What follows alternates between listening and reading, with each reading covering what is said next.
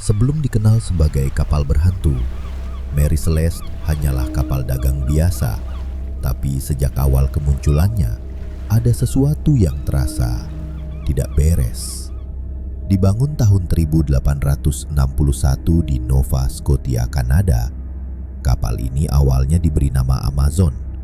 Belum sempat menyelesaikan pelayaran pertamanya, kaptennya jatuh sakit dan meninggal secara mendadak. Tak lama setelah itu, kapal ini menabrak kapal nelayan, mengalami kebakaran, dan beberapa kali rusak dalam kondisi cuaca yang seharusnya normal. Pemilik berganti, awak berganti, tapi pola aneh itu tetap berulang. Ada saja masalah, seolah kapal ini enggan berlayar atau lebih buruk, membawa sesuatu yang tidak terlihat. 5 tahun setelah diluncurkan, kapal ini dijual ke pemilik baru dari Amerika dan berganti nama menjadi Mary Celeste. Disinilah tahayul mulai bermunculan. Dalam tradisi pelaut, mengganti nama kapal dianggap sebagai pantangan. Katanya, itu seperti menantang nasib atau menghapus identitas lama yang mungkin tidak ingin dilupakan. Apakah itu cuma kebetulan? Atau Mary Celeste memang sudah bermasalah sejak awal? Yang pasti, perubahan nama itu tidak membuat segalanya membaik. Justru sebaliknya, kisah paling misterius baru saja dimulai.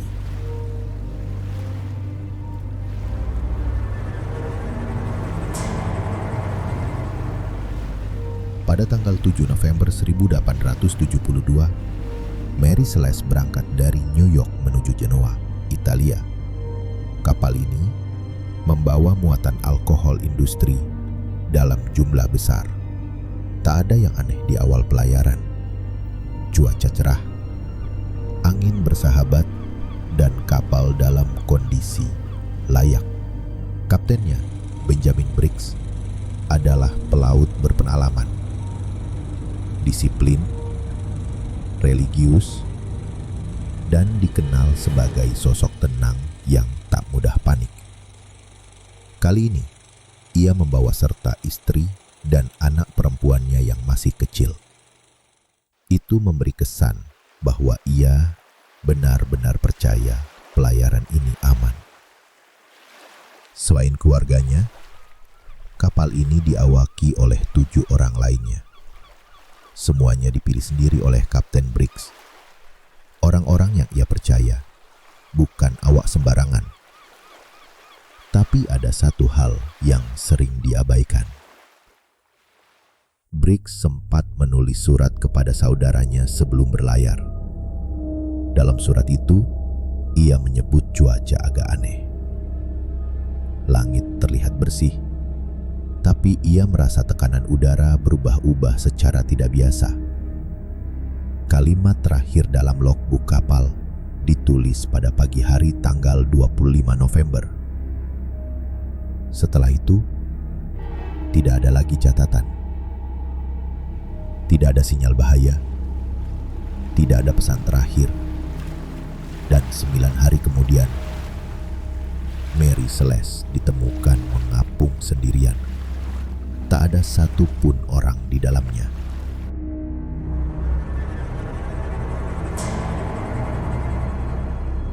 Tanggal 4 Desember 1872, kapal dagang yang bernama Dei Gratia sedang berlayar di Samudra Atlantik, sekitar 600 mil dari daratan Portugal.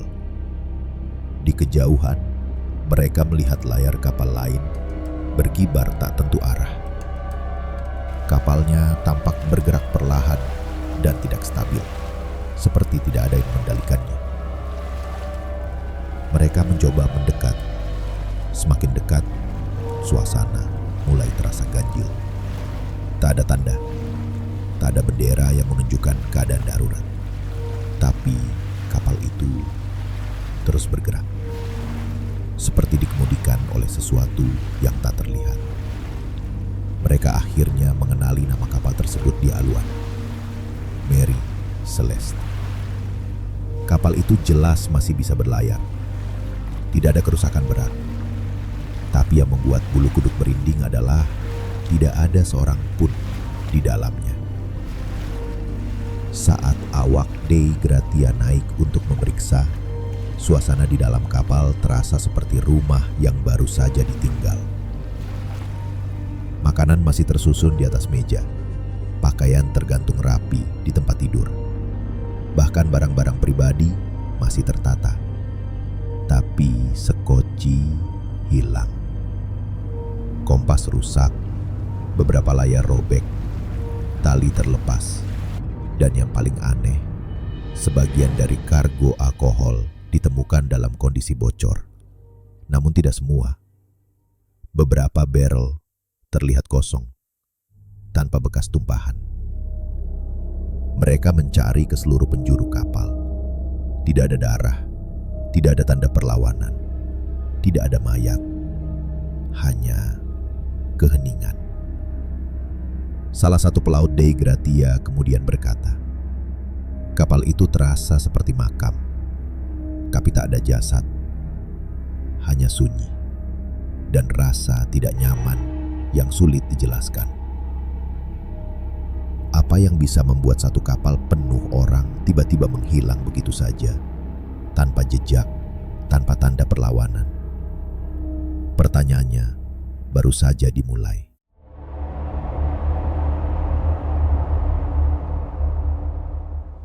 Setelah penemuan Mary Celeste, kapal itu dibawa ke Gibraltar untuk diselidiki. Pemerintah Inggris membuka investigasi resmi, berharap bisa mengungkap apa yang sebenarnya terjadi.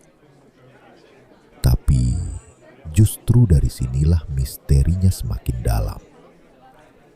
Pertama, dari segi kondisi kapal. Secara teknis, Mary Celeste masih bisa berlayar. Tak ada kerusakan besar.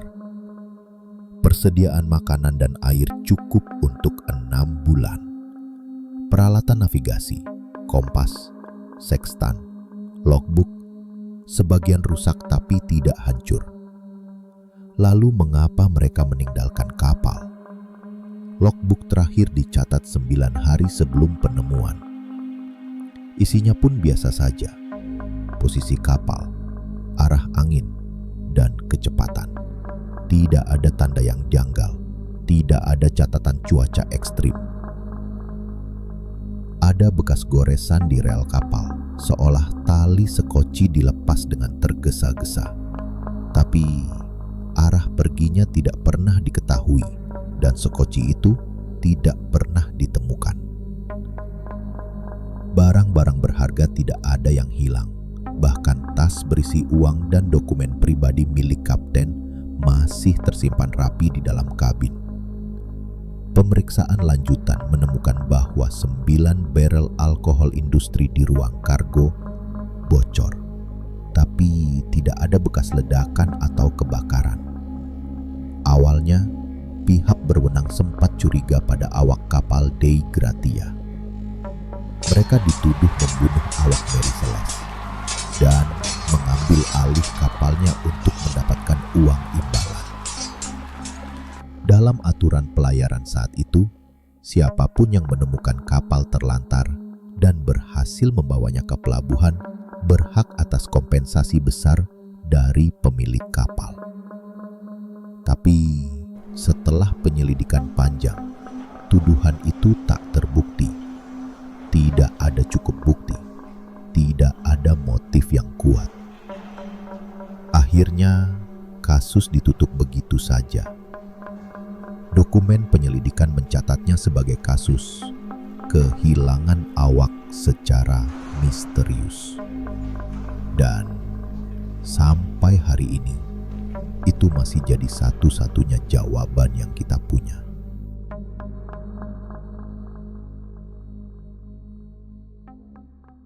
Selama bertahun-tahun, banyak teori bermunculan untuk menjelaskan apa yang sebenarnya terjadi di atas Mary Celeste. Beberapa terdengar masuk akal, beberapa lagi seperti dipaksa agar cocok. Tapi inilah teori-teori yang paling sering dibahas berdasarkan fakta. Kebocoran alkohol. Mary Celeste membawa hampir 1.800 barel alkohol industri. Beberapa di antaranya memang ditemukan dalam kondisi bocor.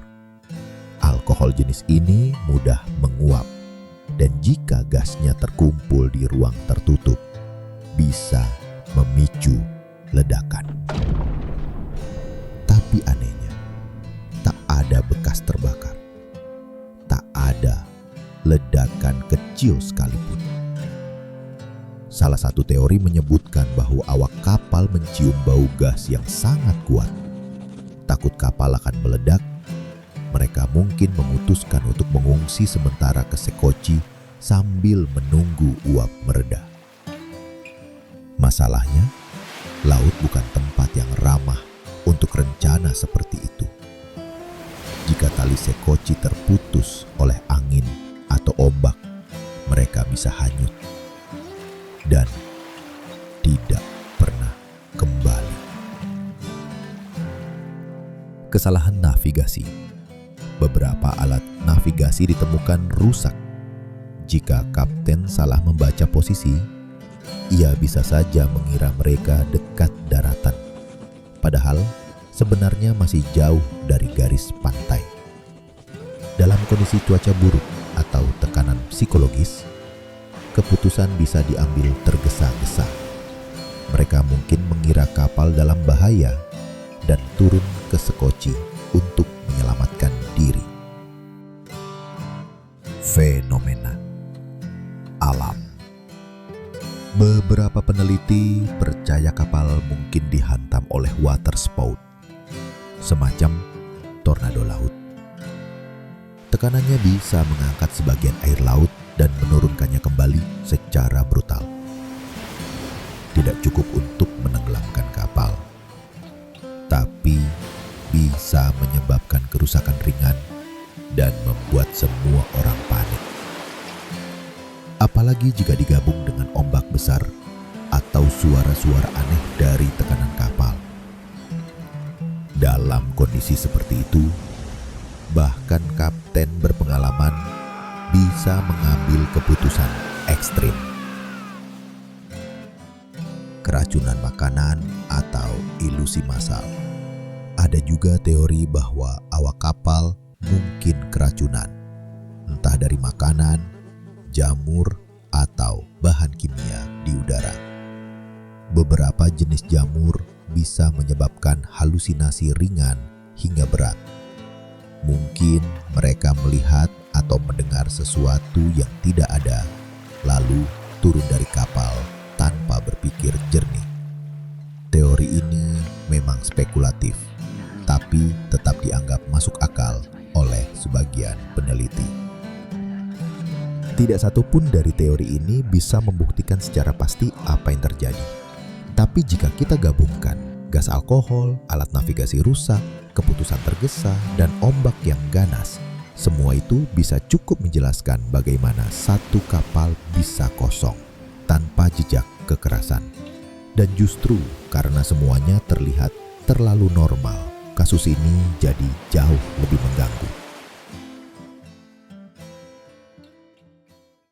Ketika semua penjelasan logis sudah dibongkar satu persatu, mulai dari gas alkohol, kesalahan navigasi, hingga fenomena cuaca. Namun, tak satu pun mampu menjawab seluruh kejanggalan. Maka muncullah teori-teori yang lebih gelap.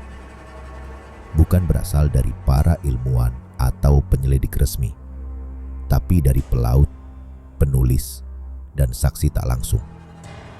Orang-orang yang percaya bahwa di balik segala yang bisa dihitung, masih ada hal-hal yang tak bisa dijelaskan dengan angka, peta, atau data ilmiah.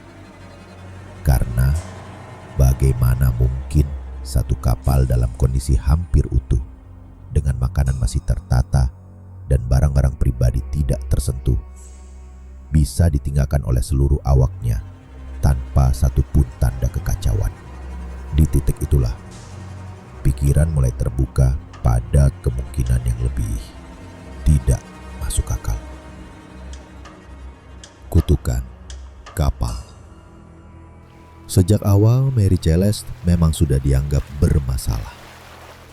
Berganti nama dari Amazon, reputasi buruk, lalu berpindah-pindah tangan.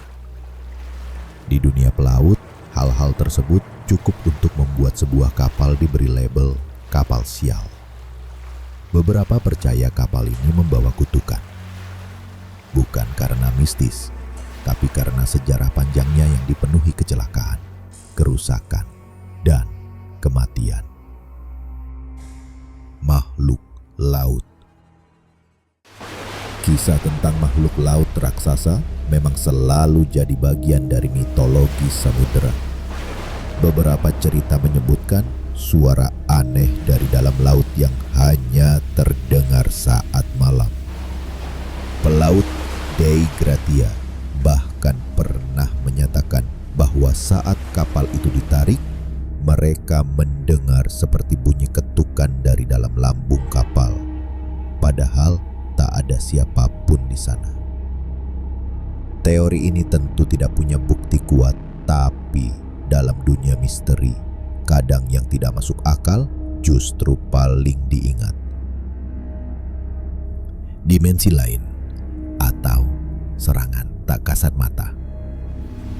Beberapa orang menyamakan kasus Mary Celeste dengan fenomena Bermuda Triangle. Hilangnya manusia secara tiba-tiba, tanpa jejak, tanpa sisa. Mereka percaya para awak kapal mungkin tersedot ke sesuatu. Bukan air, bukan angin, tapi sebuah kekuatan yang tidak bisa dilihat. Ada yang menyebutnya anomali laut. Ada juga yang bilang itu panggilan. Entah kemana, entah oleh apa.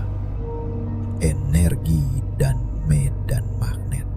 Beberapa peneliti modern percaya di laut terdapat zona-zona dengan medan magnet abnormal. Kompas rusak, sinyal kacau, dan suara-suara tak dikenal adalah efek samping yang mungkin terjadi. Bisa saja Mary Celeste melewati area seperti ini. Dan dalam ketidakpastian itu, muncul keputusan yang salah, yang tidak bisa dihindari. Yang membuat bagian ini mengerikan, bukan karena fenomena aneh, monster, hantu, atau jeritan, tapi karena ketiadaan total. Tidak ada yang melihat mereka pergi.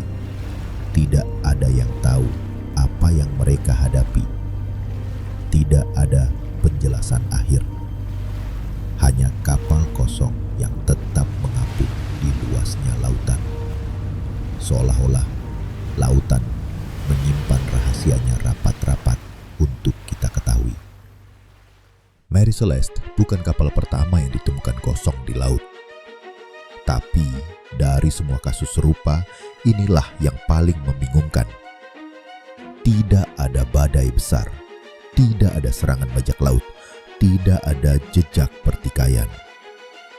Hanya kapal kosong dan keheningan yang terlalu sunyi. Seluruh awak kapal hilang, termasuk sang kapten, istri, dan anaknya yang masih kecil. Tidak ada yang ditemukan, tidak ada yang kembali, dan yang paling mengganggu, kapal itu masih utuh. Tidak tenggelam, tidak karang. Ia tetap mengapung sendiri, seolah kapal tersebut adalah kapal hantu yang dikemudikan oleh para awak kapal yang gentayangan.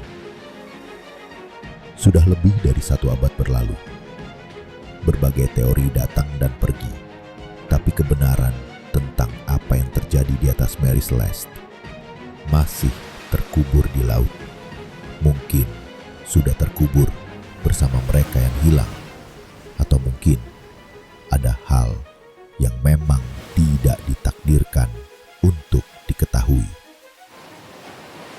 Kalau kamu Suka cerita misteri seperti ini? Jangan lupa klik like dan share ke temanmu yang juga suka hal-hal aneh tapi nyata. Tulis pendapatmu di kolom komentar. Menurut kamu, apa yang sebenarnya terjadi di atas Mary Celeste? Apakah ada penjelasan logis yang terlewat? Atau justru ini adalah misteri yang memang tidak seharusnya terpecahkan? Dan jangan lupa subscribe, karena masih banyak kisah misteri lain yang akan kita bahas di video selanjutnya. Sampai jumpa di cerita berikutnya.